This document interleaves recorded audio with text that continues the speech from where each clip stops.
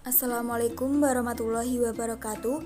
Perkenalkan, nama saya Indria Yuni Febrina dengan NIM 934117919 dari Prodi Ekonomi Syariah kelas 5B mata kuliah Manajemen Siswaf yang diampu oleh Bapak Ahmad Syakur. Di sini saya akan menjelaskan mengenai manajemen pengelolaan zakat di Indonesia dari masa ke masa. Materi yang akan dibahas dari manajemen pengelolaan zakat di Indonesia dari masa ke masa yaitu 1. Pengelolaan zakat pada masa sebelum kemerdekaan, 2. Pengelolaan zakat masa pasca kemerdekaan sampai Orde Baru, 3. Pengelolaan zakat pada masa reformasi, 4.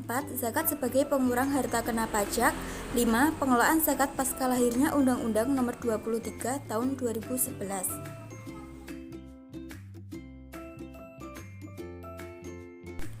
1. Pengelolaan zakat pada masa sebelum kemerdekaan. Pengelolaan zakat di Indonesia tidak bisa dilepaskan dari proses Islamisasi yang terjadi pada abad ke-7 Masehi. Melalui perantara saudagar, dai, dan sufi dari Jazirah Arab, India, dan Persia, Islam mulai menjadi agama yang dianut oleh masyarakat Indonesia yang sudah berinteraksi dengan mereka. Namun, kesadaran masyarakat terhadap zakat tidak sejalan dengan kesadaran terhadap sholat dan puasa. Zakat hanya dimaknai sebagai zakat fitrah pada bulan Ramadan dan dikelola secara individu. Kaum pedagang Arab yang menetap di pesisir menyebarkan Islam menjadikan masjid sebagai pusat aktivitas keagamaan yang tidak tersambung dengan pusat kerajaan. Jadilah dalam pengelolaan zakat di Indonesia, masjid menjadi pusat kegiatan yang bersifat mandiri. Pertama, masa kerajaan. Ketika lahir kerajaan-kerajaan Islam di tanah air, aktivitas pengelolaan zakat sudah berjalan di masjid-masjid dan kebanyakan hanya terbatas pada zakat fitrah.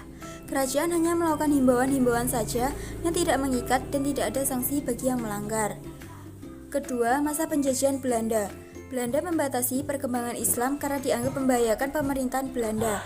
Belanda juga membuat kebijakan untuk memperlemah pelaksanaan zakat. Selain itu, pemerintah Belanda melalui kebijakannya Bijblad nomor 1892 tahun 1866 dan Bijblad 6200 tahun 1905 melarang petugas keagamaan, pegawai pemerintah termasuk priai pribumi ikut serta dalam pengumpulan zakat. Fenomena ini terus berlangsung sampai abad ke-19, sampai akhirnya Muhammadiyah mempelopori perubahan pengelolaan zakat dengan membentuk lembaga amil zakat tersendiri. Ketiga, masa pendudukan Jepang. Pada masa pendudukan Jepang, pemerintah mulai ambil bagian dalam pengelolaan zakat. Hal itu ditandai dengan dibentuknya MIAI atau Majelis Islam ala Indonesia. Pada tahun 1943, MIAI membentuk Baitul Mal untuk mengorganisasikan pengelolaan zakat secara terkoordinasi.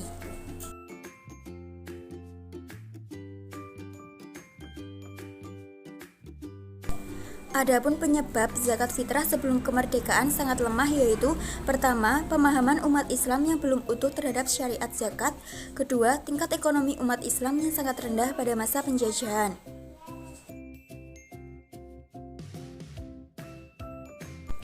Dua, pengelolaan zakat masa pasca kemerdekaan sampai Orde Baru.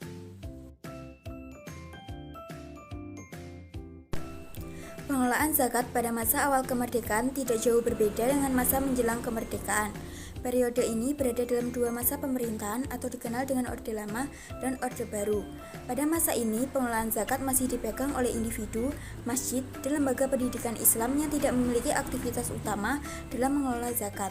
Pemerintah masih memilih tidak campur tangan dengan masalah agama termasuk zakat. Fase ini berlangsung antara 1968 sampai 1991. Adapun ciri khas perzakatan di Indonesia pasca kemerdekaan yaitu: pertama, umumnya masyarakat memberikan zakat langsung oleh muzaki tanpa perantara amil. Kedua, zakat yang diberikan bentuknya konsumtif untuk keperluan jangka pendek. Setelah tahun 1991, pemerintah akhirnya mengeluarkan peraturan perundang-undangan meskipun hanya setingkat surat keputusan bersama nomor 29 dan nomor 47 tahun 1991 tentang pembinaan basis yang diterbitkan oleh Menteri Agama dan Menteri Dalam Negeri setelah melalui Musyawarah Nasional MUI 4 tahun 1990. Namun posisi BASIS adalah sebagai sebuah lembaga swadaya masyarakat dan bukan sebagai organisasi pemerintah ataupun semi pemerintah. Fase formalisme tersebut berlangsung dari tahun 1991 sampai 1998. Pengelolaan zakat dan regulasi pemerintah dalam masalah zakat sampai Orde Baru masih fokus kepada zakat fitrah. Namun seiring dengan tingkat ekonomi umat Islam yang semakin meningkat, juga tingkat pemahaman terhadap Islam yang semakin membaik, sebagai akumulasi tingkat pendidikan yang semakin berkualitas, potensi pembayaran zakat mal semakin meningkat. 3. Pengelolaan zakat pada masa reformasi, yaitu pasca pemberlakuan Undang-Undang Nomor 38 Tahun 1999. Pada era reformasi tahun 1998, setelah menyusul runtuhnya kepemimpinan nasional Orde Baru, terjadi kemajuan signifikan di bidang politik dan sosial kemasyarakatan. Dalam era reformasi lahir diantaranya Undang-Undang Pengelolaan Zakat, Undang-Undang Wakaf, Undang-Undang Perbankan Syariah, dan lain sebagainya. Undang-Undang Zakat merupakan salah satu yang pertama-tama diperjuangkan. Setahun setelah reformasi, yakni 1999, disahkanlah Undang-Undang Nomor 38 Tahun 1999 tentang pengelolaan zakat. Undang-undang tersebut kemudian diikuti dengan dikeluarkannya Keputusan Menteri Agama Nomor 581 Tahun 1999 tentang pelaksanaan Undang-Undang Nomor 38 Tahun 1999 dan Keputusan Direktur Jenderal Bimas Islam dan Urusan Haji Nomor D291 Tahun 2000 tentang pedoman teknis pengelolaan zakat. Berdasarkan Undang-Undang Nomor 38 Tahun 1999 ini, pengelolaan zakat dilakukan oleh Badan Amil Zakat yang dibentuk oleh pemerintah yang terdiri dari masyarakat dan unsur pemerintah untuk tingkat kewilayahan dan lembaga amil zakat yang dibentuk dan dikelola oleh masyarakat yang terhimpun dalam berbagai ormas Islam, yayasan, dan institusi lainnya. Hal yang juga ditekankan dalam Undang-Undang Zakat adalah tentang harta wajib zakat. Penjelasan ini agar pemahaman masyarakat tentang zakat mal semakin tinggi, sebagaimana semangat keberagaman juga meningkat. Dengan demikian, maka Undang-Undang Nomor 38 Tahun 1999 tentang pengelolaan zakat telah melahirkan paradigma baru pengelolaan zakat yang tidak hanya mengurus zakat fitrah, namun sebaliknya fokus kepada zakat mal.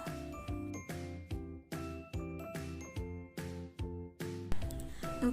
Zakat sebagai pengurang harta kena pajak. Dalam ketentuan perpajakan yang berlaku di Indonesia, khususnya yang terkait dengan PPh adalah Undang-Undang Nomor 7 Tahun 1983 tentang pajak penghasilan sebagaimana telah beberapa kali diubah. Terakhir diubah dengan Undang-Undang Nomor 36 Tahun 2008 dan diatur lebih lanjut dengan Peraturan Pemerintah Nomor 60 Tahun 2010. Dalam aturan tersebut dijelaskan bahwa zakat atau sumbangan keagamaan yang sifatnya wajib dikurangkan dari penghasilan bruto. Pembayaran zakat sebagai pengurang penghasilan kena pajak telah berlaku sejak 2001. Namun sampai saat ini masih banyak wajib pajak orang pribadi pemeluk agama Islam atau pembayar zakat muzaki yang belum memanfaatkan pengurangan penghasilan bruto atas pajak penghasilan PPh tersebut. Pada awalnya kebijakan ini mengembuskan kabar gembira di kalangan umat Islam, namun setelah dipraktekkan ternyata pengurangan harta wajib zakat karena pembayaran zakat dianggap tidak signifikan. Tetap saja orang muslim yang taat membayar zakat dan pajak akan kena beban jauh lebih tinggi dari non-muslim yang hanya membayar pajak saja. 5. Pengelolaan zakat pasca lahirnya Undang-Undang Nomor 23 Tahun 2011. Pada tahun 2011, pemerintah menetapkan Undang-Undang Nomor 23 Tahun 2011 tentang pengelolaan zakat sebagai revisi dari Undang-Undang Nomor 38 Tahun 1999. Kelahiran Undang-Undang Nomor 23 Tahun 2011 tentang pengelolaan zakat menjadi sejarah penting dalam sejarah pengelolaan zakat di Indonesia. Banyak perubahan secara fundamental dari sisi substansi undang-undang yang menyebabkan undang-undang tersebut pada awalnya menimbulkan pro dan kontra dan kegaduhan di lingkungan organisasi pengelola zakat. Pro dan kontra itu pula lah yang menyebabkan pemberlakuan undang-undang ini secara penuh baru dilaksanakan per November 2016.